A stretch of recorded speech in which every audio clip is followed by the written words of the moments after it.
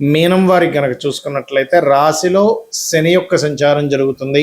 ఈ రాశిలో శని యొక్క సంచారము మరియు చతుర్థంలో శుక్రబుధులు, అదేవిధంగా మూడులో రవి, రెండవ స్థానంలో కుజుడి యొక్క సంచారము, పంచమ స్థానంలోకి గురువు మారుతున్నాడు ఈ పక్షంలో మీకు.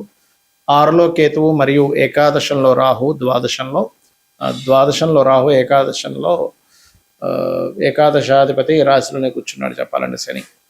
మరి ఈ భాగ్యస్థానంలో ఉండేటువంటి చంద్రుడు ప్రత్యేకంగా 7-8 రాసులు తిరుగుతాడు ఈ పక్షంలో. ఈ యొక్క గ్రహస్థితిని అనుసరించి మీకు ఎటువంటి విషయాల పట్ల జాగ్రత్త వహించాలి, ఏ దేవతారాధన చేయాలి, ఇటువంటి విషయాల్లో మీకు బాగుంటుంది అనేటువంటి అంశాలు చెప్తుంది నేనైనప్పటికీ చెప్పిస్తుంది సాక్షాత్ లలిత అమ్మవారిగా భావిస్తూ ఆ లలితాంబిక అమ్మవారి యొక్క అనుగ్రహం మీకు పరిపూర్ణంగా కలగాలని మనస్ఫూర్తిగా కోరుకుంటూ, ఇక్కడ గమనించినట్లయితే ఈ యొక్క గ్రహాలు ఏవైతే ఉన్నాయో అంటే మీకు రాశిలో శని యొక్క సంచారం జరుగుతుంది, ఏలినాడు శని ఉంది అనేటువంటిది కొంత చింత ఉంటుంది. కాకపోతే ఏం టెన్షన్ పడకండి. గురువు యొక్క దృష్టి ఎప్పుడైతే మీకు పంచమంలో గురువు వచ్చాడో శని యొక్క ఎనర్జీ, నెగటివ్ ఎనర్జీస్ని తగ్గిస్తాడు ఇక్కడ గురువు. కాబట్టి కొంచెం పోస్ట్పోన్ చేయడము, ఆలస్యం చేయడము, సర్లే ఏం కాదులే అనేటువంటి కొన్ని విషయాల పట్ల నెగ్లెన్సీగా ఉండడం చేయకండి. ధన విషయంలో, కుటుంబ విషయాల్లో అభివృద్ధితో పాటు ఘర్షణ వాతావరణం కూడా ఉంది. 2లో కుజుడు ఉన్నాడు కాబట్టి కొంచెం మీరు సుబ్రహ్మణ్యేశ్వర స్వామిని మరియు రాజరాజేశ్వరిని, దత్తాత్రేయుడిని ఆరాధించడం మంచిది. కొంతమంది డాక్టర్లు అనుకోండి, ఆరోగ్య శాఖకు సంబంధించిన వాళ్ళు, ఆరోగ్యాన్ని సూచించే వాళ్ళు కొంతమంది పరిచయాలు అవుతారు. ఎప్పటి నుంచో మీరు కొన్ని కోర్సెస్ చేయడానికి మరియు అదేవిధంగా కొన్ని విషయాల్లో చూడండి, మనం ఒక్కోసారి ఏదైతే ప్రాపర్టీ తీసుకుందాం అనుకుంటాం అటువంటి వాటికి చాలా అనుకూలంగా ఉంది. సంతానం పొందడానికి కూడా అనుకూలంగా ఉంది చెప్పుకోవచ్చు. మరియు అదేవిధంగా 6వ స్థానంలో కేతు ఉన్నాడు కాబట్టి నిత్య జీవితంలో కొన్ని ఆటంకాలు తగ్గడానికి నిత్యము గణపతి ఆరాధన చేయడం ప్రాక్టీస్ చేయండి. విదేశాలకు వెళ్దాం అనుకునేటువంటి వారికి చాలా అనుకూలంగా ఉంది చెప్పాలంటే. కాకపోతే ఇక్కడ ఎప్పుడైతే గురువు మారుతున్నాడో, ఈ మారినటువంటి గురువు ఇక్కడ ఎప్పుడైతే కర్కాటకంలోకి వస్తున్నాడో లగ్నాన్ని, లాభస్థానాన్ని కూడా వీక్షిస్తాడు, ఇక్కడ భాగ్యభావాన్ని కూడా. కాబట్టి దూర ప్రాంతాలకు వెళ్ళి, వేరే దగ్గరికి వెళ్ళి ఎవరైతే ఈ వ్యాపార సంబంధించినటువంటి విషయంలో అభివృద్ధి కోసం ప్రయత్నం చేస్తుంటారో అభివృద్ధి కూడా కలగనుంది. ఏలినాటి శని ప్రభావం తగ్గడానికి కాస్త నువ్వులు దానంగా ఇవ్వడము, ఆలయాల నూనెని దీపారాధన కోసం వాడుకోవడానికి ఇవ్వడం చేయండి. మీకు అన్ని విధాలా బాగుంటుంది. మనకి ఈ గోచారంలో ఉండే గ్రహాల మూలంగా కూడా ఇప్పుడు చూడండి, సర్వసాధారణంగా మే ఎండింగ్ కల్లా అయిపోతుంది మనకి ఇప్పుడు కూడా ఎండాకాలం అనేటువంటిది. జూన్ నుంచి చాలా చల్లగా ఉంటుంది, కానీ ఈసారి అలా ఉండదు. ఆల్మోస్ట్ మే 23 తేదీ వరకు కూడా కుజుడు మేషంలో ఉన్నంత కాలము కూడా వేడి అనేటువంటిది ఎక్కువగా ఉంటుంది. గుర్తుపెట్టుకోండి, ఎండ తీవ్రత ఎక్కువగా ఉంటుంది. ఈసారి ఉండేటువంటి ప్లానటరీ పొజిషన్స్ వేరు.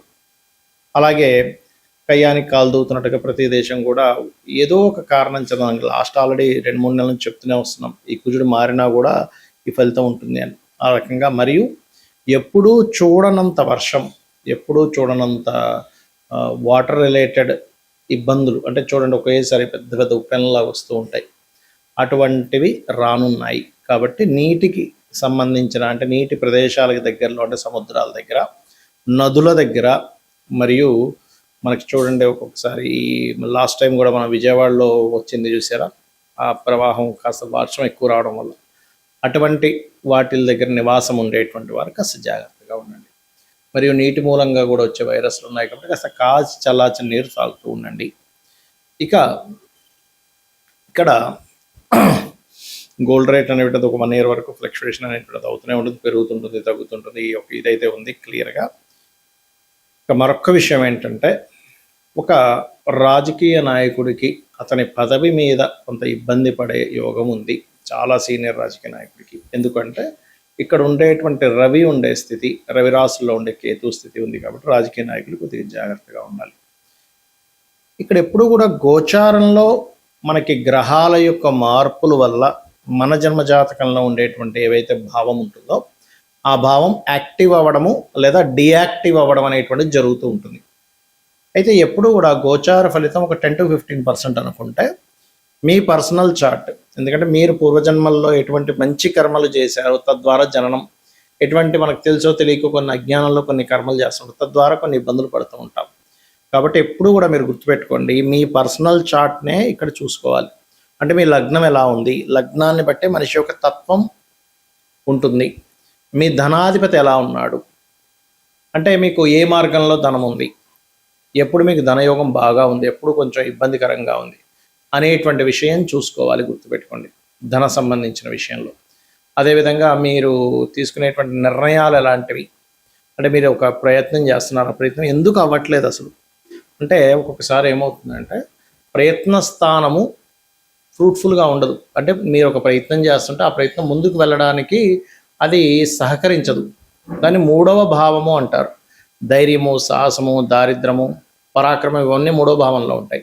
మీ మూడవ అధిపతి ఏ గ్రహానికి వచ్చింది, ఆ గ్రహానికి సంబంధించిన దీపారాధన మరియు ఆ గ్రహ అధిష్టాన దేవతని కనుక ఆరాధించినట్లయితే అప్పుడు మీరు ఏదైతే ప్రయత్నం చేస్తుంటారో ఆ ప్రయత్నం సఫలీకృతం అవుతుంది.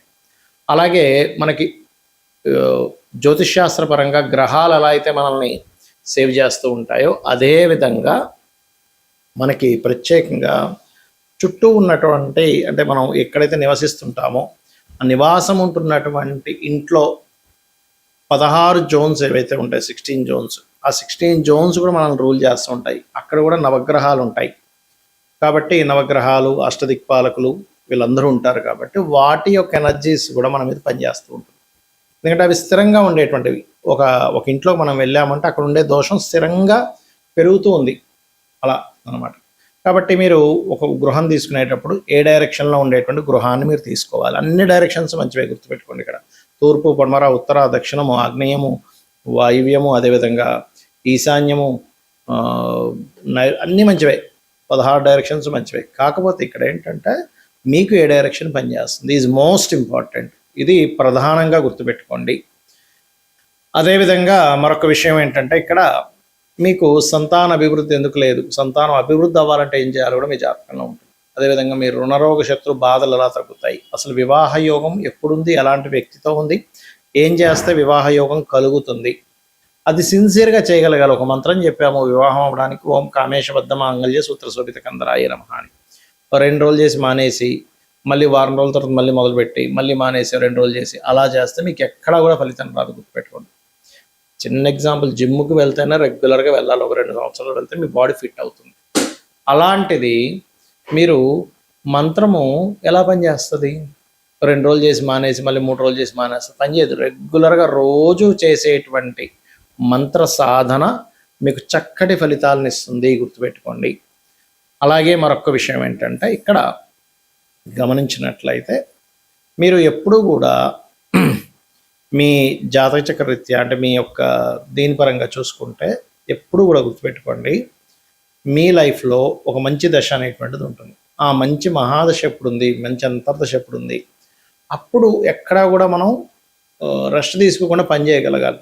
అది అసలు మీకు ఆ సమయం అనేటువంటిది ఏదైతుందో మీరు రెగ్యులర్గా సంపాదించేదానికంటే ఒక 10 టైమ్స్ ఇచ్చే టైం అంటారు దాన్ని, మహాదశ. అది ఒక్కొక్క లగ్నానికి ఒక్కొక్క గ్రహం ఇస్తూ ఉంటుంది. ఒక్కొక్కసారి కొంతమందికి 2-3 దశలు బాగా కలిసి వస్తాయి, కొంతమందికి ఒక్క దశ కూడా కలిసి రాకపోవడం, కొంతమందికి లైఫ్ లాంగ్ అద్భుతంగా ఉండడం, కానీ కొంతమందికి 1-2 దశలు కలిసి రావడం జరుగుతుంది. అదేంటో పట్టుకోగలగాలి. లేదా ఇప్పుడు నడుస్తున్నటువంటి మహాదశ బాగా యోగించాలంటే ఏం చేయాలో పట్టుకోగలగాలి. అంటే ఎలా చేసుకోవాలి? ఇప్పుడు నడుస్తున్న మహాదశానాథుడు ఎంత పర్సంటేజ్ మనకు ఫేవర్ చేస్తున్నాడు? ఒక 20%, 30%, 40%, 50%, లేకపోతే 70% అనేది ఉంటుంది, 80%, 90%. ఇప్పుడు మిగిలింది ఎందుకు అక్కడ మనకి యోగించట్లేదు? దానికి సంబంధించినటువంటి రెమెడీ ఏం చేసుకోవాలి? చిన్న చిన్న దానాలతోని, ఒక మంత్రంతోని దాన్ని అధిగమించవచ్చు. సో ఇవన్నీ చేస్తూ అమ్మవారి అనుగ్రహాన్ని మీరు పరిపూర్ణంగా పొందాలని మనస్ఫూర్తిగా కోరుకుంటూ శ్రీమాత్రే నమః.